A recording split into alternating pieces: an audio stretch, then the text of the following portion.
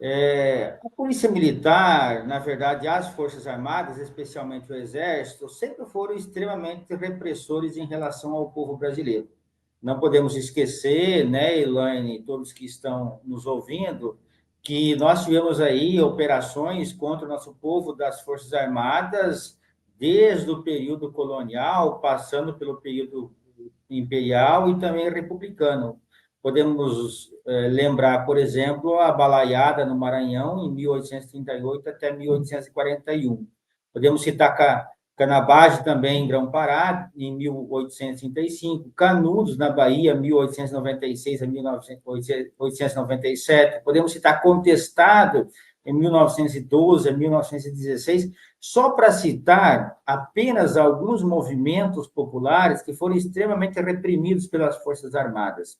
No que tange às polícias militares, também são assim de maneira geral. Há uma diferença. As Forças Armadas fazem intervenções muito mais esporádicas, tanto em alguns momentos e movimentos, em alguns momentos em relação a movimentos populares, quando eles consideram, né, muito mais graves, e também intervenções políticas. As polícias militares, como está acontecendo, ou aconteceu no Carnaval e também está acontecendo ao longo da história brasileira, as polícias militares fazem esse massacre contra o nosso povo cotidianamente, cotidianamente. As polícias militares foram constituídas no Brasil a partir da vinda da família real, início do século XIX, justamente para reprimir o nosso povo e controlar, né, a rebeldia popular, especialmente da população negra e da população escravizada no Brasil no início do século XIX.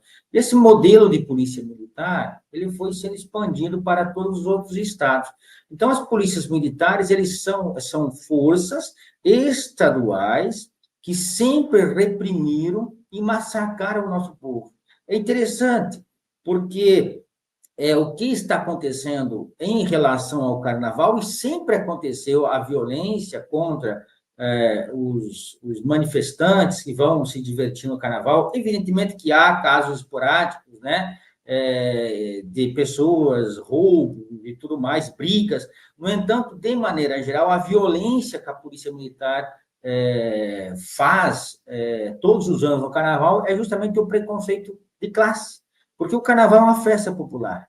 O carnaval é uma festa das camadas populares, periféricas, negras, ou seja, do conjunto de trabalhadores brasileiros, especialmente negros. Então, tem um componente de classe muito explícito nessa violência e um componente de um racismo, né, brasileiro que é extremamente enraizado desde o período colonial e até hoje, infelizmente, nós não superamos isso.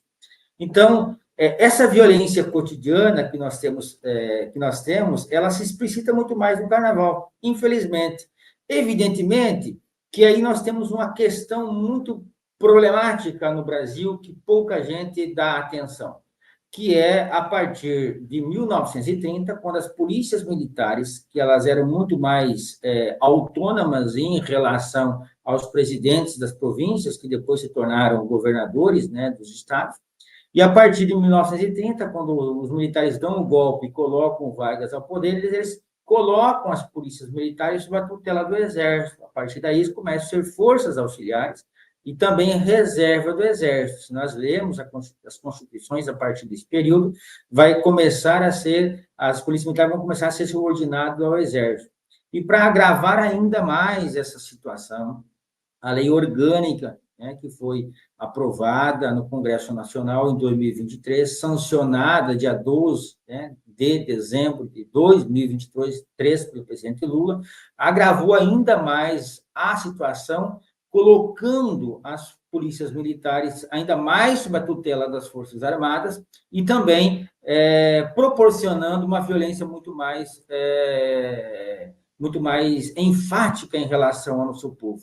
Mas isso tem um componente também geral, pela própria forma, né, que o nosso capitalismo se explicita aqui no Brasil, que precisa ter um Estado de contra-insurgência, um Estado policial, um Estado que permanentemente, independentemente da forma que ele assume, que ele esteja sempre reprimindo cotidianamente o nosso povo. Infelizmente, Elaine e quem está nos assistindo, é essa a realidade do conjunto do nosso povo. Não houve mudança nenhuma, infelizmente, e não só não houve mudança, como o problema se agravou ainda mais. Salvo algumas exceções pontuais que eu quero destacar aqui, como, por exemplo, no governo do Leonel Brizola, no Rio de Janeiro, depois da ditadura, e também do Alceu Colares. Então, teve alguns governos, em alguns momentos históricos, podemos dizer até governos progressistas, que tentaram, né, mudar a forma de atuação das polícias militares. Mas a forma de reprodução do capital no Brasil, a partir da década de 80 e 90, aonde o Brasil passa de um capitalismo, né, industrial periférico, evidentemente, mais para um capitalismo de base rentística, que agravou ainda mais a miséria do nosso povo, nós percebemos cada vez mais um aparato maior das forças e dos órgãos de coerção do Estado para reprimir o nosso povo.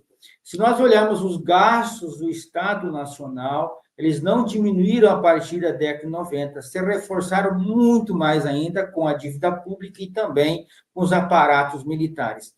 E a questão de formação que você tocou, Ilana, é uma questão muito importante que eu gostaria de destacar. Inclusive, né, tenho colegas e amigos que são militares, das polícias militares, né, que hoje estão na reserva e também na ativa, que escrevem textos sobre isso, inclusive um deles, né, escreveu essa belíssima obra, o Marcelo Bordim, A Guerra é a Regra, é uma obra de hipermilitarização da sociedade. Ele vai tocar nessa questão da formação das polícias militares. A violência brutal cotidiana que as polícias militares fazem ao nosso povo não é uma questão de má caráter individual, embora possa ter, evidentemente, individual de cada policial militar, de cada militar. É uma estrutura, é um sistema, é uma máquina de moer gente, aonde que, embora tenha esforço de incluir disciplinas e conteúdos, né, na matriz curricular sobre direitos humanos nas polícias militares, eles formam, eles se formam nas academias e também nas escolas militares, através de formação extremamente militarizada, observando e olhando o povo não como possível aliado da segurança pública, mas olha o povo como inimigo. Então, as formações, os cursos que tem ali dentro é justamente para isso. Os militares saem da formação, das escolas de formação, com um olhar e com uma truculência monstruosa em relação ao nosso povo. Não há, e a forma também de adestramento, e eu falo porque convivi lá dentro também, do Exército, também convivo com militares, principalmente os praças, para não ter uma capacidade reflexiva na totalidade da sociedade, que implica a sua ação cotidiana. Então, ele muito mais age na psicologia do inconsciente, sem uma reflexão desta sociedade que ele está inserido. Por isso, que essa formação é uma formação que produz um sistema que aonde a polícia mais mata no mundo e que mais morre no mundo é aqui no Brasil.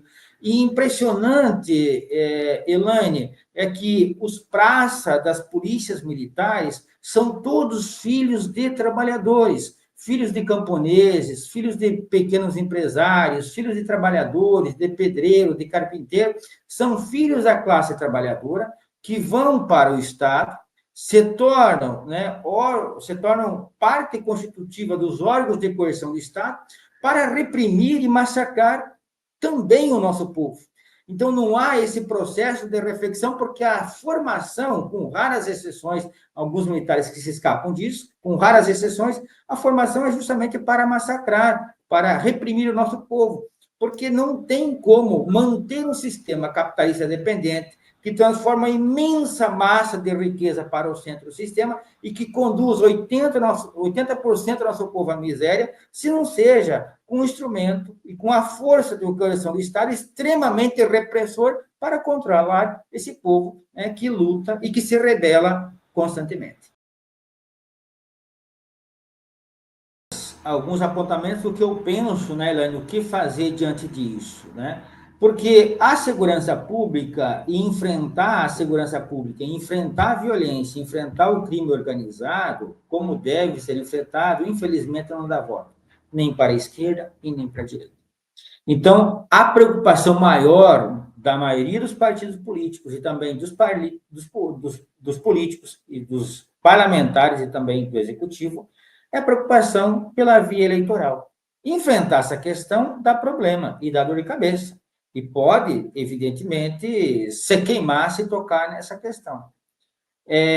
O que fazer? Nós temos que fazer um processo de desmilitarização da segurança pública brasileira.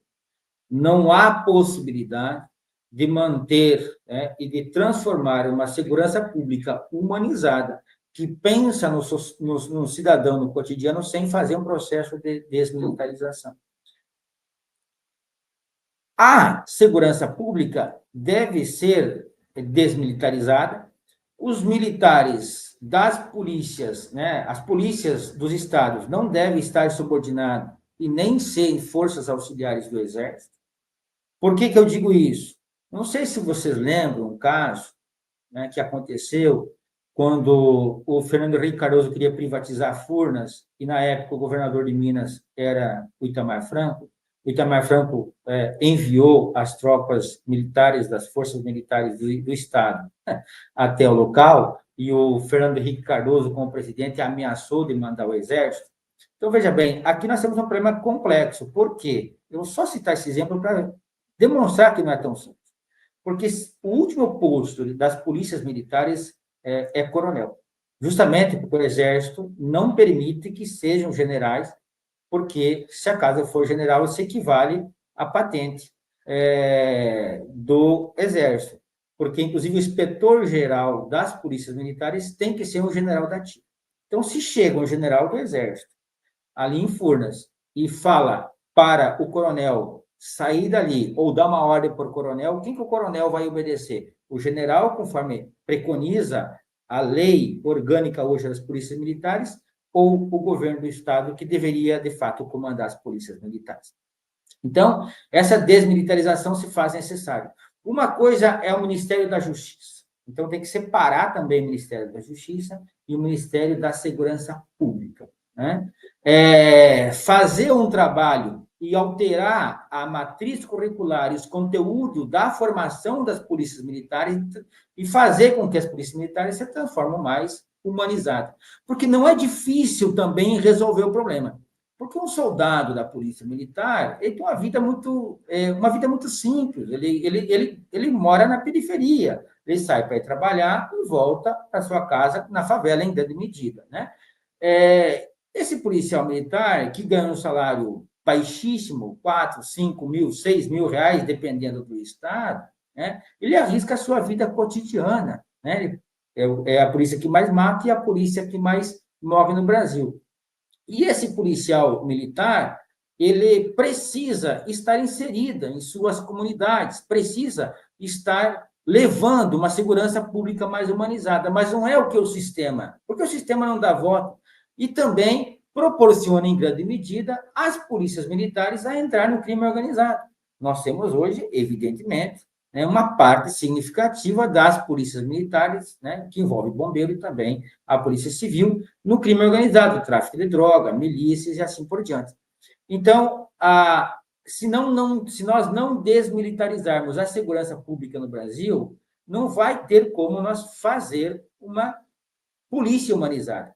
Quando eu falo em segurança pública, envolve um conjunto de instituições, também de pesquisadores e pesquisadoras, que envolve também as polícias, o Ministério Público, o Judiciário, para discutir a segurança pública. José Luiz Eduardo Soares, que pesquisa sobre isso, ele tem falado muita coisa interessante sobre a segurança pública. Porque quando envolve um conjunto de elementos, um conjunto de instituições, um conjunto de sujeitos para discutir a segurança pública e também um cidadão comum que está na rua cotidianamente, que está indo para o seu trabalho, que está voltando, quando envolve a totalidade da sociedade, embora fique mais complexo e mais difícil de discutir, eu aposto, né, que é muito mais seguro e é muito mais proveitoso e dá muito mais resultado positivo. Porque a segurança pública hoje está na mão de 2, 3 pessoas, especialmente, né, do Exército e também do Comando Geral da Polícia Militar, e o secretário de Segurança Pública, quando ele não é avalizado por um general do Exército para assumir nos seus estados, ele nem assume a segurança pública. Então, já é um conluio para poucas pessoas e poucas instituições a deixarem a segurança pública como está. Então, não vejo saída sem um processo de desmilitarização das polícias militares e o fim desse vínculo com o Exército, como forças auxiliares e força da reserva.